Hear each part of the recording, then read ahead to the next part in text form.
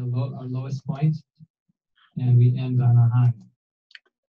Hey, Andrea. I see that you've arrived, but your mic is muted and your camera's off. So hopefully that's not a surprise to you. Here I am. There you are. Thank you for doing these. These are great. Oh, good. In your Easter finest. I am. Yeah. I had to cook and do. Well, actually, I didn't cook. I got takeout yesterday for today. Well, you look like you're up in the mountains. Well, you know, it looks that way. I'll take it. So, we have two more coming? Well, at least, although Heather has come and gone. Here she comes again. Hopefully she'll get in this time. I see you. Oh. Yeah. Well, this is as far as she ever gets. She gets her picture up. I can look at the participants window and see she doesn't have a microphone. And Andrea, Heather, if by some chance you're hearing me, why don't you put something in the chat room? That's a good idea. So anyway, how are you, Andrea? I'm good. I'm taking risks. You are? What kind of risk are you taking? Well, with the Zoom, I mean, Uh-huh. I had to learn it quick, but it was thanks to you that Okay. I knew how to do it. Somewhat. I had to teach a lot by myself, but I'm giving. Well, I give a workshop for people in recovery and people at risk. So I've been practicing, and I took people that we've already had, and I'm able to put them into breakout rooms. There's Heather. And bring them back successfully. There you go. And assign them rooms, and then switch around, which is to me amazing. And then I'm going to give my first virtual story slam coming up. Oh boy. Yeah. I do have some questions on that. Sure. Do you want to go now? I came on. Well, it's not really 5 o'clock yet. So let's chat till Heather and somebody else probably will join us. So where are you geographically? I am in Abington, which is near where Jay lives, O'Callahan, in Marshfield, over that way. Which state? Oh, true. True. Massachusetts, okay. So I'm familiar with Western Mass and some of the Boston area. So which part? South of Boston. South. Okay. Not quite to the ocean, but not far. Okay. Yeah, we lived I lived in Brookline for about a year. Oh, my daughter's in Brookline. Yeah, so is mine. We lived in Reading for a while. We lived mostly in Western Mass, in East Longmeadow, which is right outside Springfield. That's where Doug is now, Lippman. Yeah, did he move to East Longmeadow? I know it was in Longmeadow when he moved. I wasn't sure exactly where he moved to, but yeah, that area, sure. It's very pretty out there. It is. He had to cancel some. Well, PM had to cancel some events. Yeah. Everybody's canceled. Well, that's true. Yeah. But I might be giving my Grand Slam. I didn't cancel it. I sort of put it on hold. See how this virtual story slam goes, and then I'll do a Grand Slam. See if it works. So before you canceled it, when had it been scheduled for? May 8th. May 8th. Yeah. Way too soon for all this stuff. Oh, yeah. Yeah. But I have learned that attention span is probably shorter. What? Yeah. So I think it's usually in a live event I would do 10 that from the slam and then take a break in the middle or whatever, and then but I'm doing 5 in an hour. Okay. I think that might work. Yeah. Sure. I'm trying to think. Two of them, two Yeah. different. You know, have you been to any Sheila Arnold's story slams? Did she do slams or swaps? I thought She did both. She's done swaps and performances. And I'm feeling so bad for Heather. I am too. I wish. She desperately wants to come on. She does. And let me email her. I don't have any contact for her, but I can email her. What about a phone number? Couldn't she come on the phone, by the phone? Well, she could, but again, I don't know how to. Are you Facebook friends with her? Maybe she could do. Well, I'm going to send her an email first because she was sending me emails earlier today. Okay.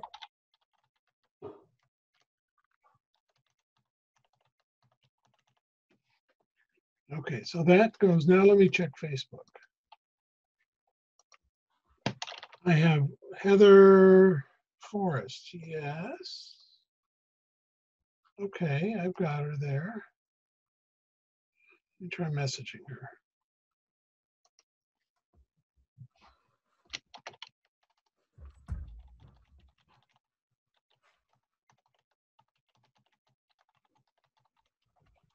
Hopefully one of these will get through. And she's been on before, so I have a hunch this is something funky with her computer right now. Yeah, that's probably what it is. If she's been on before, she probably fine. Something happened. Yeah, so oh, here she comes. I bet you this is it. Hi, this is Jim. Hi, Heather. Andrea and I are here watching you desperately try and get online. What's going on?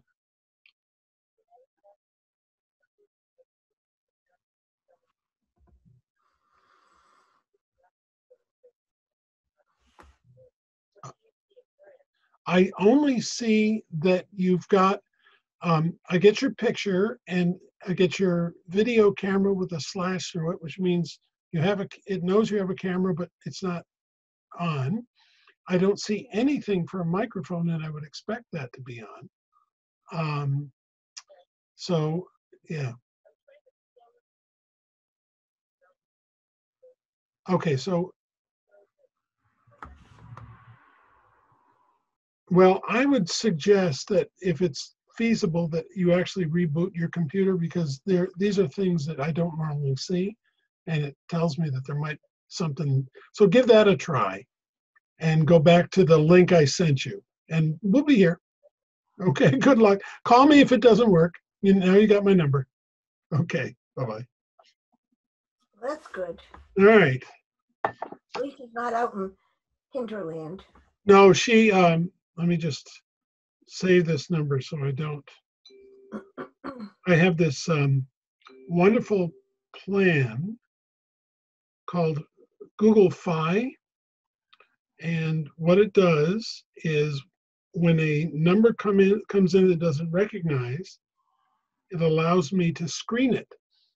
And so it plays a message to the person calling that says, you know, this person is chosen to screen their calls using this service.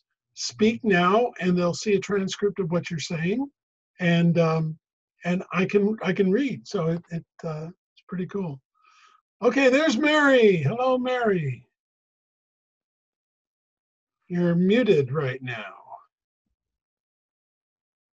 Okay. Hi, Jim. How are you? There you go. Good. We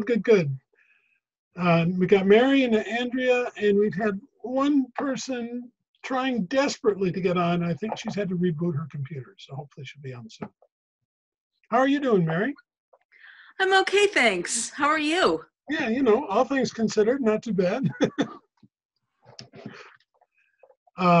So Andrea is in Eastern Mass. Mary is in Pennsylvania. And here comes, oh, and I'm going to get her name, Via Good, who has a wonderful name for her for her shtick, good stories. That's great. That is good. Other than my daughter, that's the only good thing out of that marriage. I hear you. There's stories waiting to be told there. I'll tell you a corresponding one, slightly different, but my last name, Brule, my family is from the Upper Peninsula of Michigan. And if you were to pronounce that name as written, it would be Brule. And in the Upper Peninsula, they're called the Bruleys. And my mother's name was Sally. And she said, I will not be Sally Brule. So she put the accent over the E, and I'm now Brule. So, Oh, I like that. Wow, that's wonderful. yeah. Sounds fancy. And remind me where you're from, Vaya? I'm in Virginia, Chesapeake, Virginia. Chesapeake. Okay. But my mom's family is from Michigan. Uh-huh. And not to offend anyone who is a natural blonde. That's not me. My mother was a natural blonde, and she was the epitome and the one that they made the blonde jokes about. One of the smartest people I've ever met, and probably could have won on Jeopardy, but did silly things that are the reason for blonde jokes. And I remember someone giving her a bumper sticker that said, in Poland, they tell Michigan jokes. So sorry about that, Jim. There you go. Well, no. Well, it's a little after 5. I know Heather will be trying to get back in, and we may have others join us. But let's get started. So for those of you here for the first time, sometimes we have a particular topic for part of the meeting. There's been so much going on in Zoom that I thought we'll probably end up talking some about that. But any questions you have, this is office hours, it's open. So what are you trying to do and not sure which technology you should use, or you've tried something and you're fed up with it, or whatever it might be. What's the office is open. I should put up a nickel sign.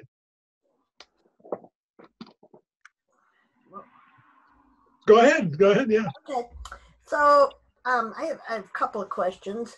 One with I am going to do a story slam, the virtual story slam, and I wonder, is there a way to take? I'm going to pre-select the tellers, so I wonder if there's a way to put them off to the side so that I don't have to go searching through all the. Yeah. And are you expecting to have how many people do you think are going to come to this? Well, this is my first attempt at it, so I'm going to limit it to 30. Okay. I can handle that. Yeah. Well, there are 2 ways for you to kind of sift through the participants in a Zoom meeting, which is what I'm sure you'll be doing. One is with the gallery view. So, and you can scroll, if you've got more than 25 or whatever it is for the screen, you can scroll to the next screen. Do you know how to do that? Yeah, up the top. Yeah. The other is you can open the participants window, and then you have just a list of names and kind of their status. And they may not all fit on there, but they're very, very quick to scroll through. So that's what I would suggest. Well, what do you think of this? One other idea is have them come on 10 minutes before, so that they'll all be in a block together. They won't stay that way. They get jumbled around depending upon who speaks and that sort of thing. So you can't count on that. No. I wanted to use Spotlight so that I can highlight them. Yes. So I'll look through, scroll, and then Spotlight. And then spotlight them. Yeah. And how do I take off Spotlight? Does the in the corner cancel Spotlight? There is a cancel Spotlight, and you can just take it off there. Yeah. All right, that's good. I have other questions, but let somebody else go. Okay, but just one more thought there. You're going to do this? Is this an event you're charging for? I am, and this is how I'm going to do it because I thought I would. I don't know, but this is how I thought. Yeah. I'm going to go to Eventbrite. I'm going to have Mhm. them on there. That way, I get everybody's email, Mhm. and then I don't have to give out the invite until just before, which I'm going to announce that I'm going to give it just before. So it kind of eliminates a lot of Well, there's another way you can do it. Oh. That may be even a little bit better, because the only problem with Eventbrite is, they want to take a part of what you're charging. Right. If you use the registration function, and I put up a tutorial on how to do that, then you can tell people, you cannot send it automatically and make them pay before you send it that way. So and you still get their email addresses, and the link that they give out is specific to that email address. So even if they share it, nobody else can use it. Oh, that's good. Now, but how do they go to pay? Do they go back to the event? Well, they have to have a PayPal or something like that. So there's an extra step in there, and you'd have to decide whether that was worth it for you or not. But there's two routes that you can choose between. I was thinking about the registration. I haven't. I have done it with you, and I saw the Zoom video that you did. Yeah. So give it a try beforehand and see how it works. Yeah. Welcome, Alan. We're just getting started. Who else has a question? And we'll come back around, Andrea. Yeah. Yep. Okay, Jim. Sure. I started my website 12 years ago when there wasn't much out there to choose from. Okay. And it's with Vistaprint. Oh, yeah. And I did the very basic. I paid $10 a month, and that's all I paid for 10 years, $10 a month. Yeah. They migrated to a digital platform over the summer, and they merged my format over.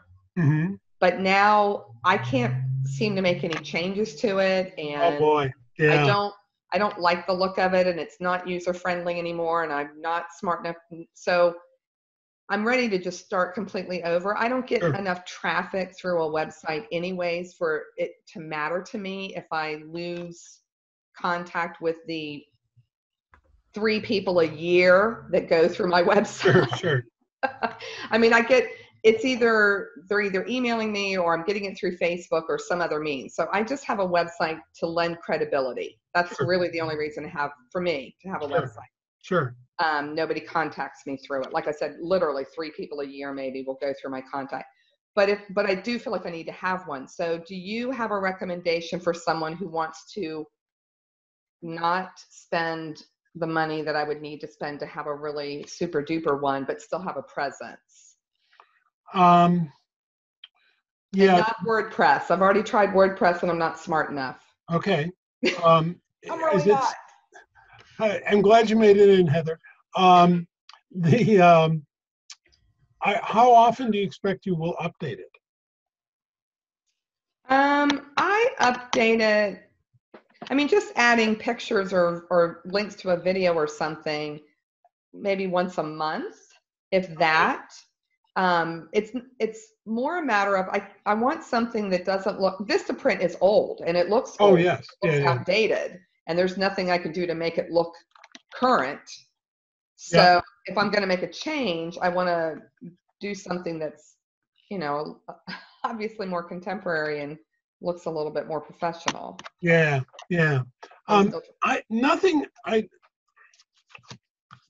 Until you said not WordPress, I had a bunch of ideas for you.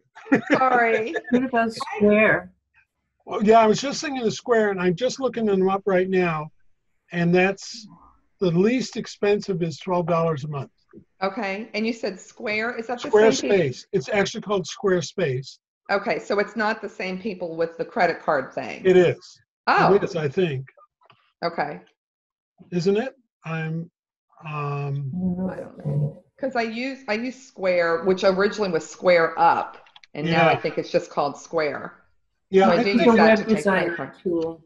Oh, they do? Okay. That's a yeah, good suggestion. Thank you. yeah. I'd look at Squares if that's within your budget. That's where I would start because I know a Okay. lot of people use it. I don't use it myself, so I can't tell you. Right. I know a lot of people use it who don't have a lot of time for web design, aren't a web designer, and they're satisfied with it. So Okay. Thank have a look you. there. Thanks, Heather, for the suggestion. So Heather, you get extra points for your persistence. So Yeah, my computer takes a long time to reboot. yeah. It finally organized itself. So we're kind of going around. We've had a couple questions so far. You've got a question for us, and we'll go I to do. Barry and Alan. Yeah. I do. A couple.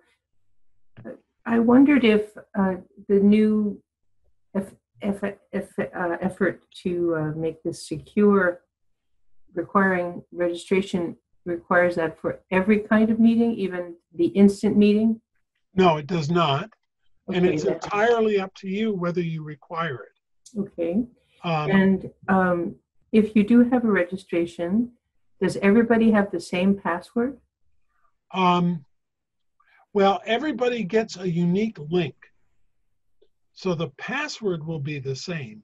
Okay. The link they get is also tied to their email. And they can't figure out the password from looking at the link. So, so when you were having trouble earlier getting the registration acknowledgement, right? Mm-hmm. I sent you a link that had the password embedded in it. Right. Now that you could have shared with anyone and anyone could have gotten on. But when you get the link from the registration process, it also puts your email into it and you'd have to use it from that same email account in order to get in. So that's very secure.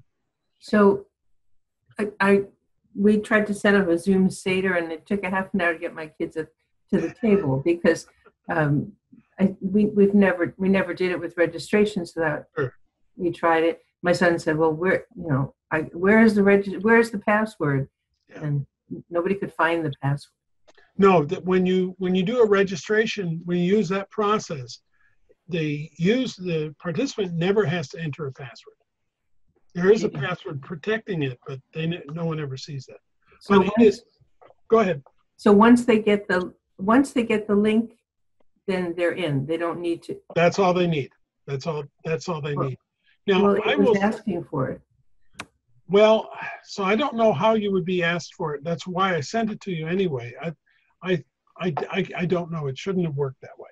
I may have ticked off the box that said authentication required, password required.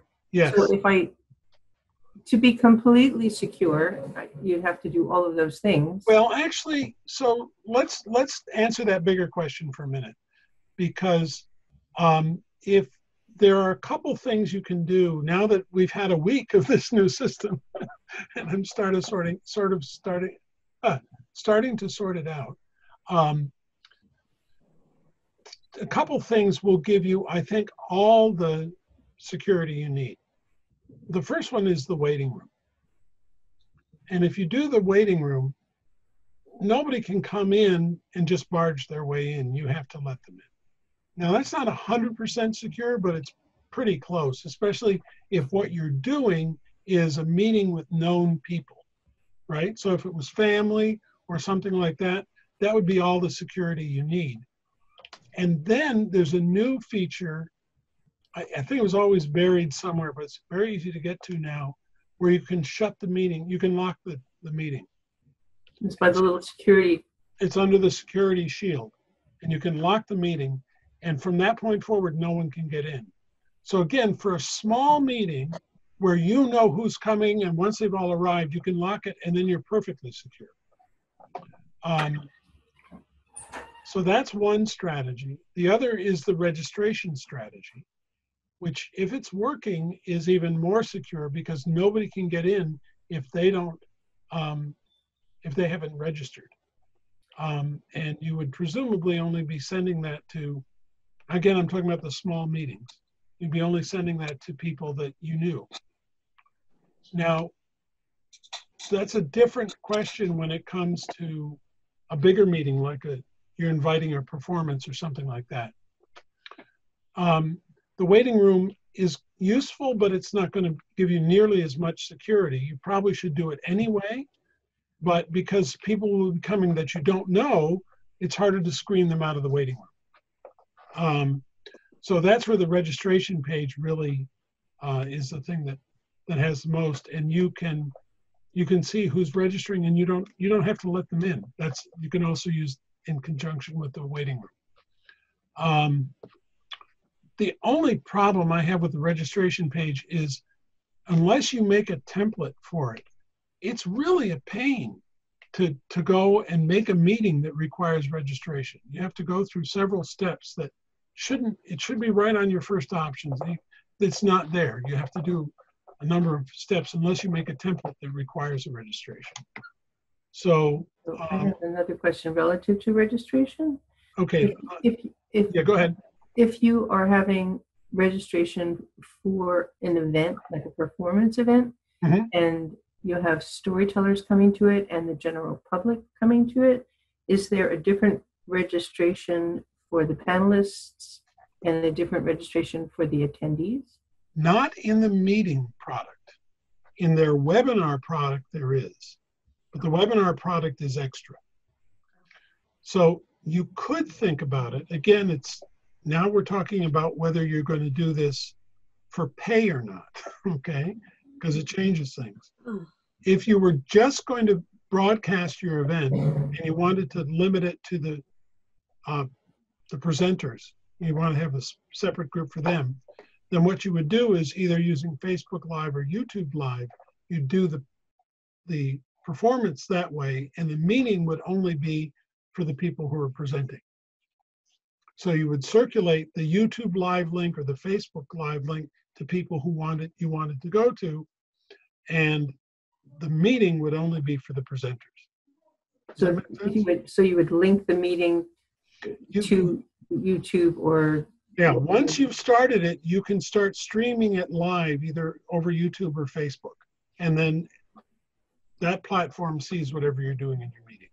And that's, how does anybody know to go to that? Well, then however you would promote the link anyway, you just promote the Facebook Live event or the YouTube, and the YouTube Live gives you a link, so it's a little easier to distribute.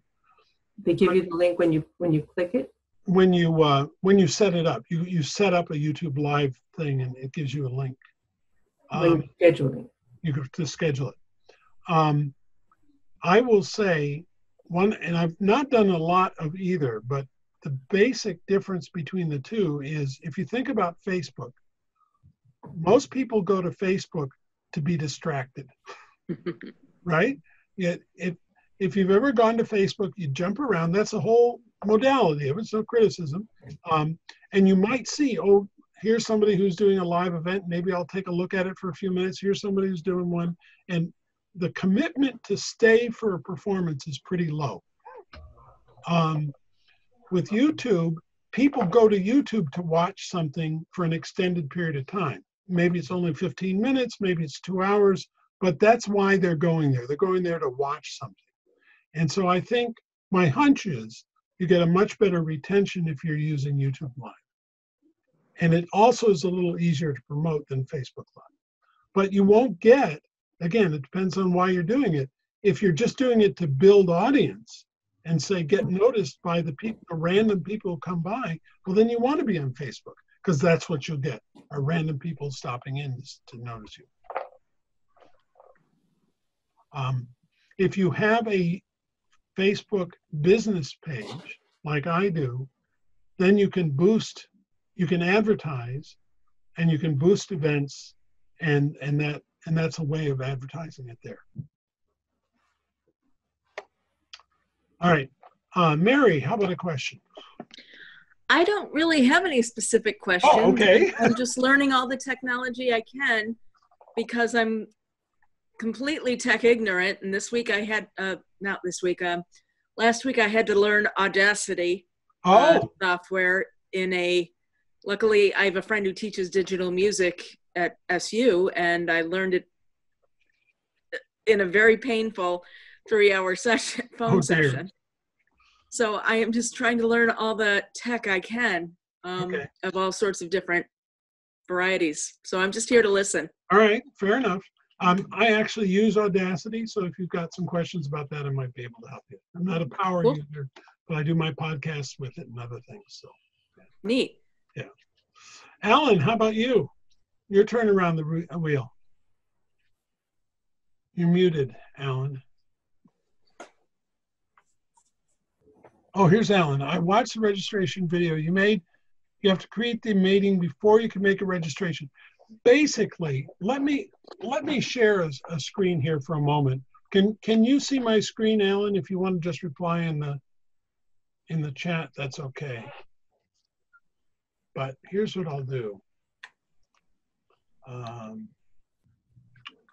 Give me a second while I share my screen.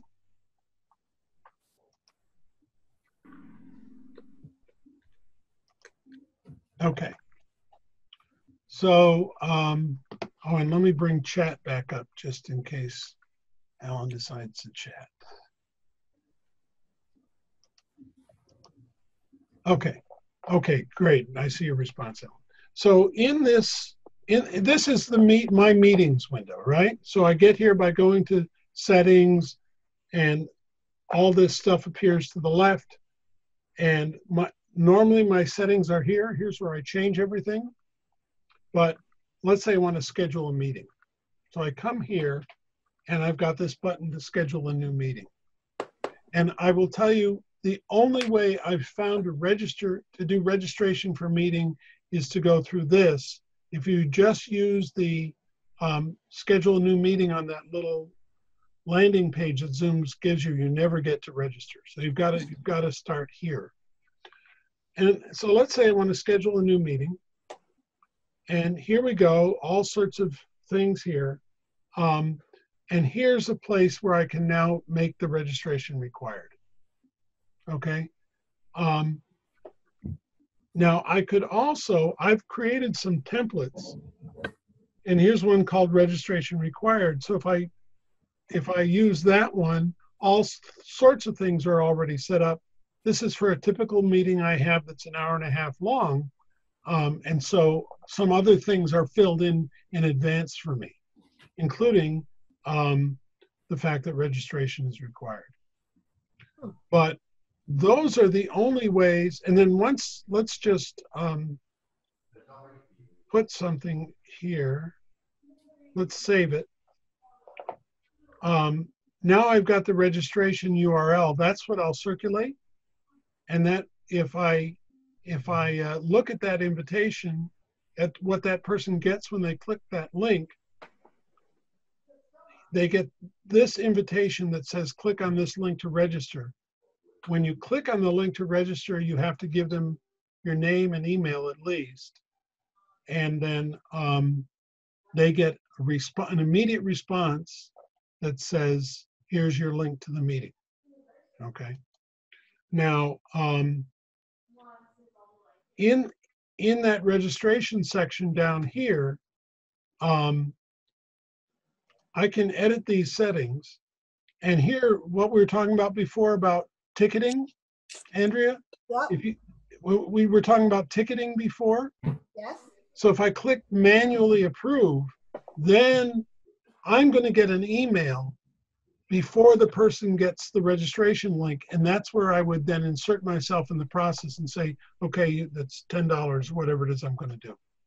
Okay. But it's extra work on your part. You know, Eventbrite takes that off of your hands. So you have to decide how much that's worth to you.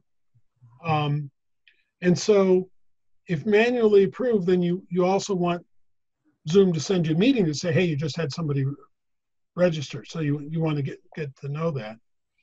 And then these last two ones, if you close the registration after the meeting ends, then if you've decided to save that meeting, they can't watch it anymore. And that's either good or bad, depending upon what your intention is, right? If you want to make it something they can come back to, then you don't want to close it. If you want to leave it something that goes away when it's over, then you would close the registration. And this just shows social registration, share buttons on the registration page. That's not so much of an interest. And here's what you can require in that registration form. And these are all things you can ask for, and they may or may not be required. All right. So I could say, well, I'd like to know what city you're in, but I'm not going to require it. If you don't want to tell me, that's okay. But on my form, I say, you got to give me your last name. I've made it required. And then I can also invent my own questions. But right here, they're saying, you can't ask for a credit card in your registration. You have to do that outside this process. Okay. And the last thing I'll mention here, I did it on my recording, but you can also set up either or both of a banner and a logo to go off of that registration mail. So you can actually end up doing some fun stuff with it. And live streaming you'll set up once, and I suggest turning both of these on. And when you actually are in a meeting, you can turn one of them on at a time, but you can turn it on and off at will. So you can switch between them if you wanted to. Okay. So anyway, all of that requires, but you see, in order to get to all of that, I had to go to the schedule a meeting through this web interface. I can't get to that registration requirement any other way that I've been able to find. Okay. You're welcome, Alan. All right, other questions? I do have other questions. Good. Okay. And then Heather. Okay. Heather, is yours related to that? What he was just talking about? Because mine is not. What's the difference between, what is a meeting ID and when would that ever? Okay, the meeting ID is actually when you get a link to a meeting, that ID is in the link. That's what makes, so this meeting has a specific meeting ID. It is 916-514-745. So each meeting has a unique ID unless you make it a recurring meeting. And I used to do that all the time because that's the way I manage my calendar. But it turns out you don't get a separate meeting. It thinks it's one big meeting, and that can create problems. So I've stopped doing recurring meetings. Even though on my calendar they're recurring, I'll create a new Zoom meeting each time. So the meeting ID is the unique ID for this meeting and calendar. In case I forget. You may or may not have a password, but you have to have a meeting ID. Otherwise, Zoom doesn't know where to put you. Think of it as your address. So can that meeting ID that link be put in a browser and get to Zoom if somebody doesn't have a Zoom account? If they don't have a Zoom account, there is a setting. So let me go back to the share here for a second.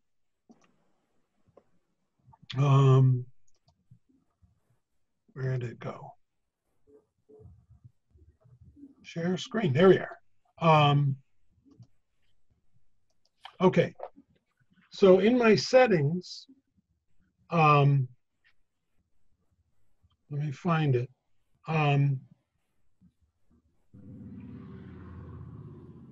It's down in here.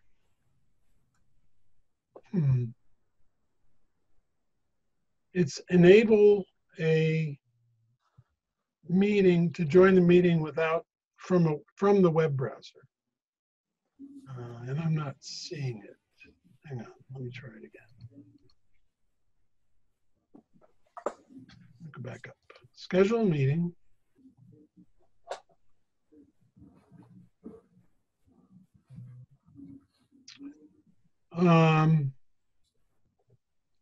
I'm thinking they maybe took it out. I'm not seeing it. I think they did take it out as part of their security. So you have to have a Zoom client. You have to download Zoom on whichever computer you're using or your smartphone in order to do this. And that would, in any event, you'd still need the meeting ID. So when I look at my meetings, And let's just take this one as an example, since I'm going to throw it away. If I didn't require the registration, so let me edit and take that off.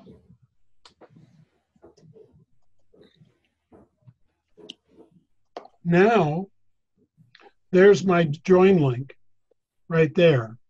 And that is the same as the meeting number. Okay? So that's how you get to the meeting number. And if you didn't have Zoom on your computer, you'd have to download it at that point to get in. Does that answer your question? Yes. Okay. Andrea, go for it. Okay.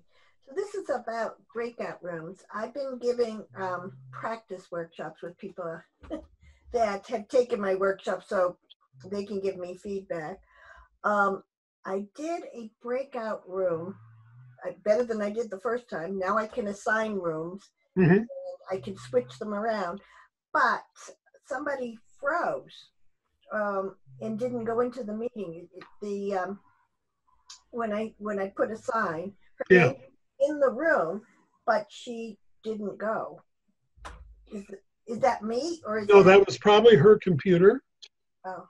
But so breakout. I love breakout rooms. There are some limitations to them in the sense that if you, let's say you give people rooms to go to, and whether it's random or whatever, and they get to the room and they've discovered for whatever reason they don't want to be in that room. Okay. Yeah. They can't do anything other than go back to the main room. Right. So you would have to be the one, they'd have to reach you somehow, message you in the chat room or whatever, and say, I want to go back to room 2 instead of room 3, and then you can move them over there. But they can't manage that themselves. Okay. I learned how to broadcast, so I can broadcast a message in the room. But if I want to join the room, and I suppose it depends on what they have, gallery or speaker view. But the first time I did it, they're turning and telling to each other, and then all of a sudden, there you are. Yeah. So is there a knock? Like no, you can't knock. You're God. You get to go in whenever you want. But I will say this: whether it's gallery or speaker view is entirely up to them. Yeah. So each one of them has set that up according to what they want. You don't influence that in any way. But there's no way to say, may I please come in, other than, and I don't think it'd be worth it, broadcasting to everyone that says, I'm thinking of coming into room 2. Is there any objection? And then somebody in room 2 would have to chat with you and say, no, don't come in.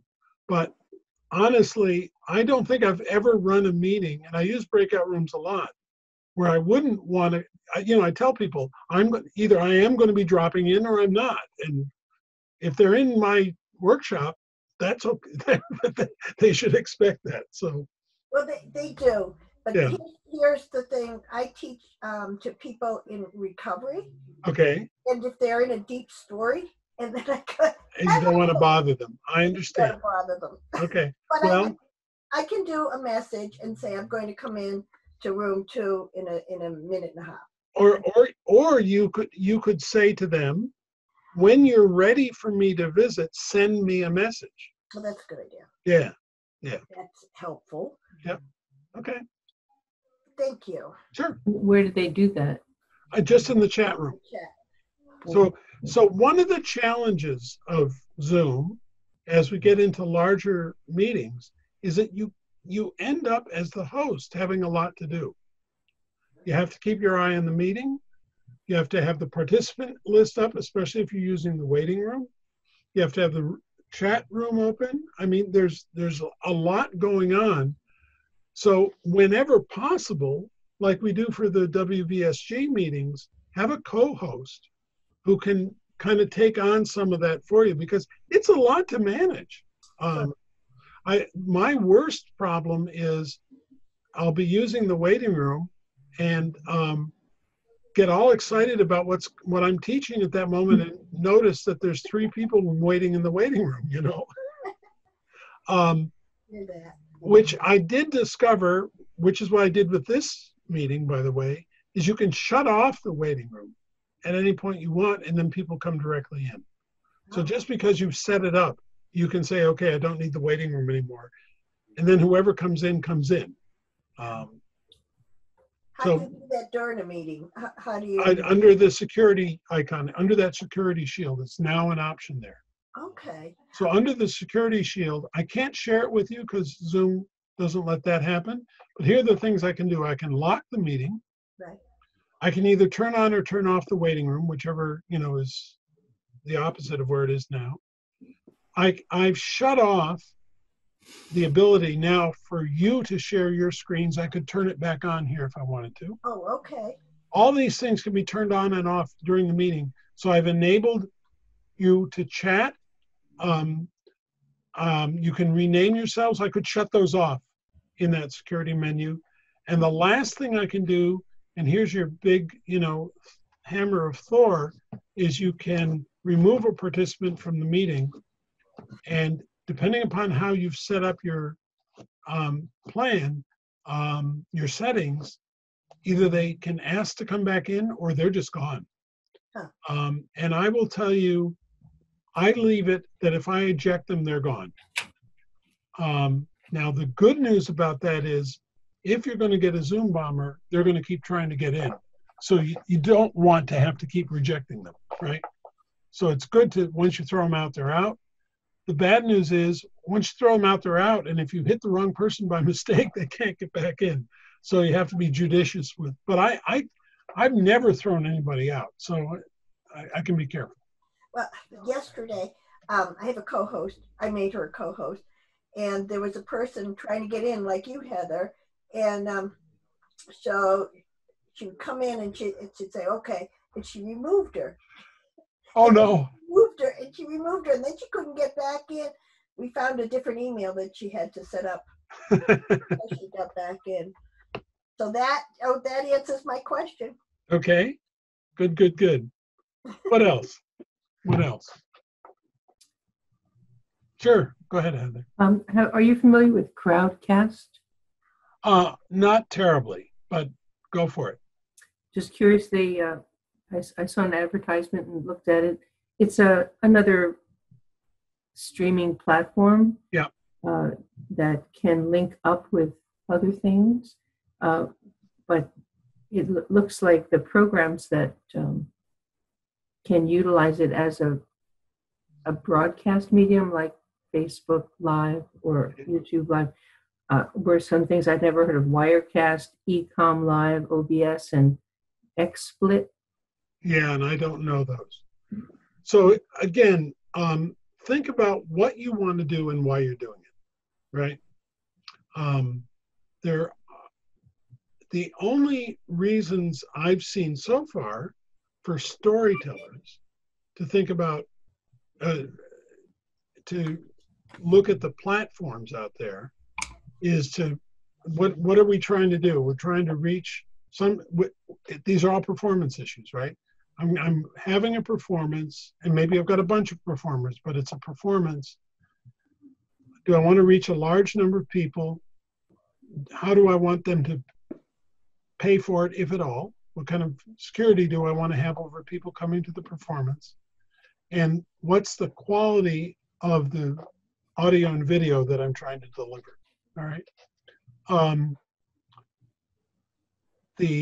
In general, they're all pretty much the same when it comes to audio and video if you enable the use original audio in Zoom. Otherwise, Zoom's audio is pretty terrible. I don't know about the audio quality on Facebook Live. I've never been impressed with it, but I haven't really dug into it. I have seen stuff done with YouTube Live that says, yeah, that they've got more of their act together, but that's more of their meat and potatoes, right? It's delivering good video and audio. Remember, Zoom was only ever intended to be a commercial product for people to have meetings over. And so they cut back on the quality of the audio that they're delivering. Now they've made some changes, but for a meeting, you don't need the same quality of audio as you do for performance. And that was one of the trade-offs they made. There's, and I'm forgetting, Rachel Hedman out of Utah is looking into an alternative platform for performances that shows some promise, and is very inexpensive. It's $20, $20 a year.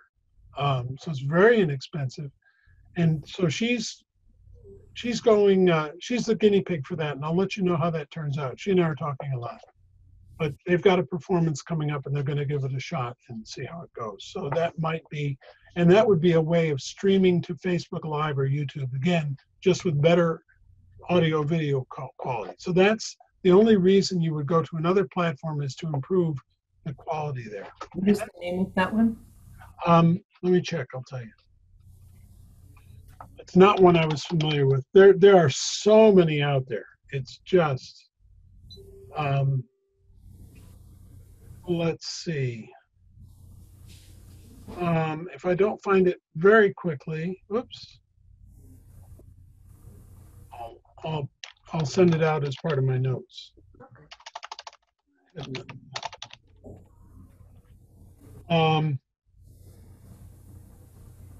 Okay. It is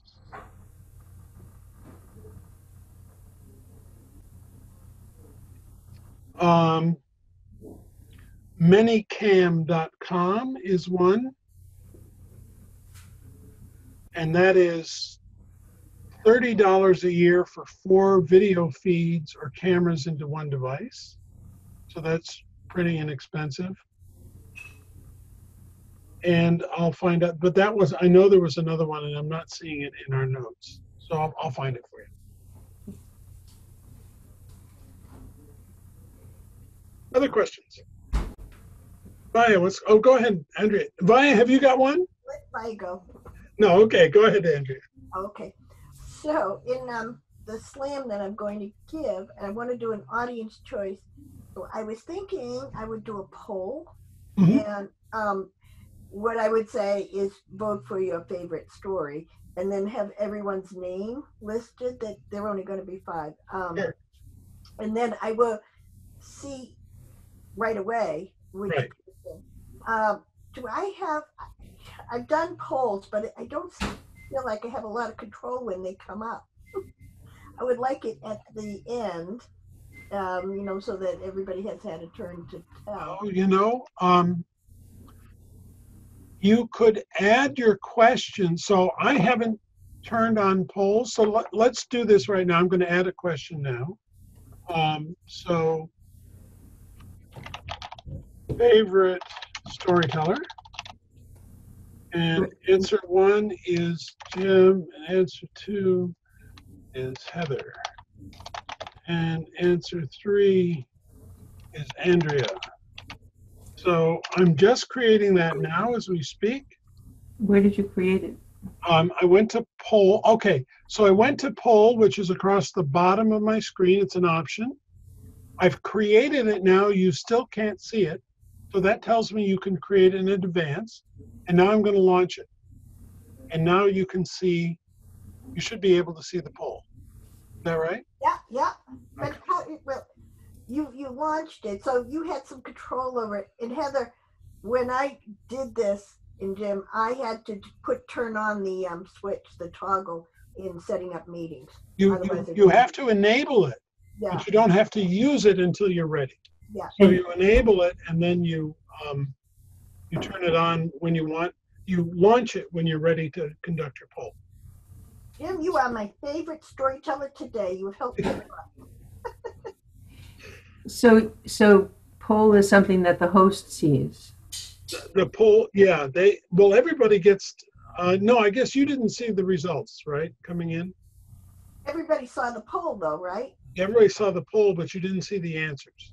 You didn't see how many people had answered. Let's try it again. The other thing, too, is that it wasn't one of our choices until you launched it, and now it is one of our choices. Right, like right. Down in the toolbar at the bottom. Right, because I'm the host. Right. I'm the host. So yeah, I have to launch it before. You can't launch a poll. I don't Right. see poll. I see participants, chat, screen share, record, and reactions. Okay, mine does say poll. Are you on your phone or on a computer, Heather? I'm on a computer. Okay, so look all the way to right where it says more. Oh, I don't have a more. You don't have a more? I don't either. Okay. Then But my polls, though, did come in between participants and chat on the bottom. That's where I can see it now. And if I click on it, I can see the poll that you launched. And okay, and you can see the results so far? No. No, you can't. Okay, that's good to know. I cannot see the results. I don't know why, Heather, you have the Gremlin account today. Yeah. Okay. Well, because everybody else has voted. Oh. I didn't vote. Sorry. I voted. I've got 4 votes. And, oh, wait, there's 5 of you, right? So. Well, wait. I didn't see a poll yet. You haven't seen a poll? I saw one before. I voted. Oh, once you voted. Once you voted, it goes away. It goes away. Exactly. That's why mine was still there because I hadn't voted yet. That's it. All right. So you get the poll comes up, you vote, it goes away, and then I can tell you that Heather is the second most popular storyteller. I hope you are. The second. All right. That's fun. Very good.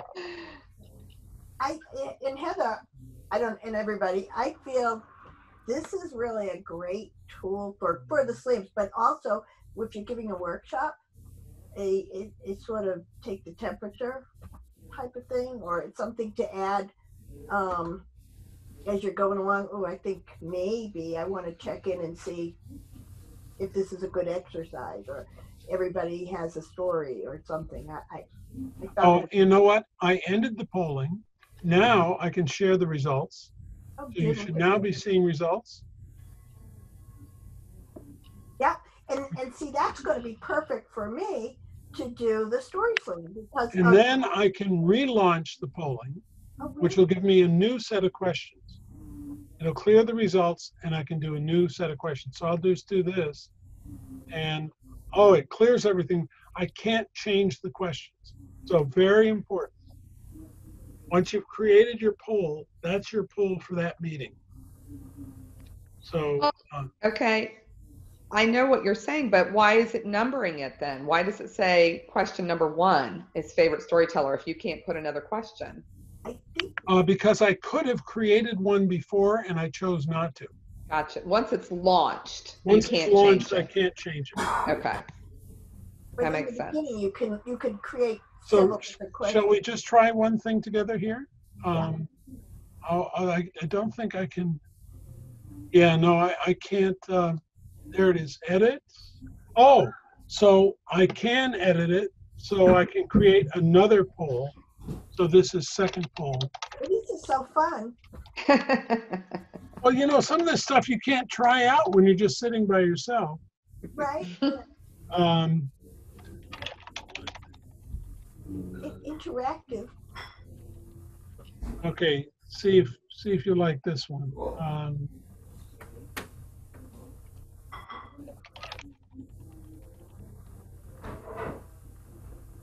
So, and I'm just going to put 2 questions in here to see how they show up for you all.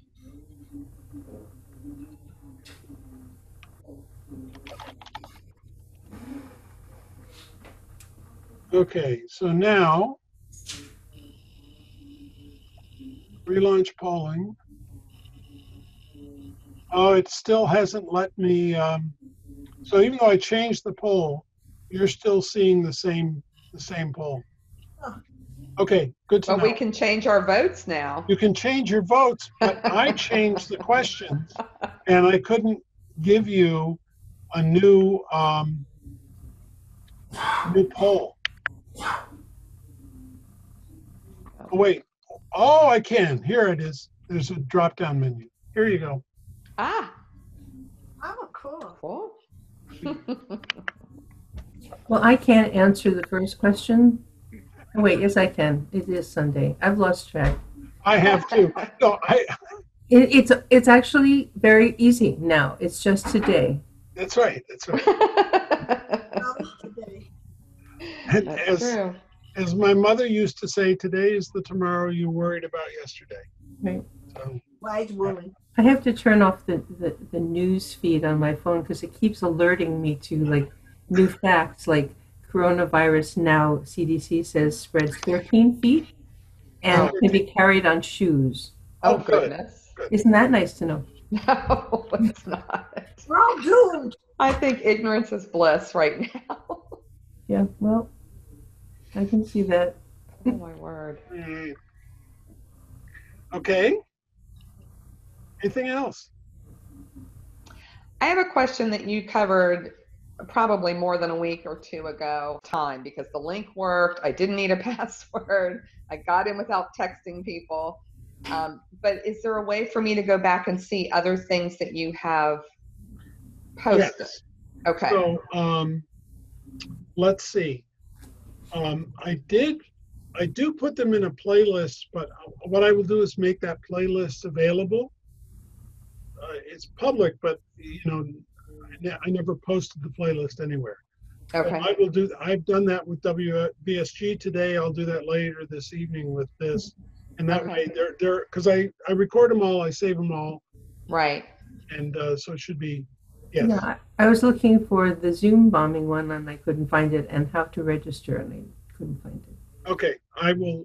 They're still there. I haven't thrown them away, so I'll put them on make sure they're all on a Zoom playlist, and I'll post that to the Assist Facebook page. Okay. Thank you. Sure. I actually, Heather, I don't know if this would work for you or not, but I found the Zoom bombing one in my notifications. If I went to my Facebook page, because you can mark them as read, but they never go away. And then I just scrolled all the way down until I found where I had gotten a notification about Jim's meeting on the Zoom bombing. And I was able to pull it up and actually forwarded it to somebody I work with at the church. I don't know if that would work or not. Yeah, so let me hang on a second here. I'll go to a different group, because this is where the Worldwide Storytelling Group. So I'm going to share my page again. So here's this Worldwide Virtual Storytelling Guild. And I posted the link to that somewhere in here. I'm not seeing it, which is what I would expect would happen. So we'll go over to Files. All right. If you go to Files, there's the playlist there. Gotcha. And that's where I'll put it. So you can click there, and there's the playlist, how you get to it. And I'll do the same thing for this group. And then I don't have to update that anymore, because I just keep adding the next video to the playlist, and they're all there. Okay. Wonderful. Thank you. Sure. All right. Okay. Great. Well, maybe we're done for today. I don't think we've got any other latecomers. They'd be an hour late, and people don't usually come that late to a meeting. Let's see. Yeah, we're if you're not already, do you know about the Virtual Storytelling Guild? All of you? I did not until you just did it, so I'll Okay, have to so submit a request for membership. oh, good. Okay. I So, did see that. I did see where you had to. It was a private group. right. So it's we're up to 4 meetings a month now. It's almost once a week. One happens on the first day of the first week, and day of the second week, day of the third, and of course the calendars sometimes make that in the same calendar week because the third Thursday can be the same week as the fourth Sunday or something. But Right. But there's always 4 meetings a month. So. All right. Well, it's a real pleasure. And Thank you. if you have questions in the meantime, don't be shy. Just send them off my way. Okay, thank you. Leslie, help. Thank you again, Jim. Okay. And Heather, thank you for posting the stuff that you've been posting about the relief. Oh, Thank you very much for that. That's been very helpful. great. Thank you. All right. Good night. Good night. Thanks, Jim. Yep. So much.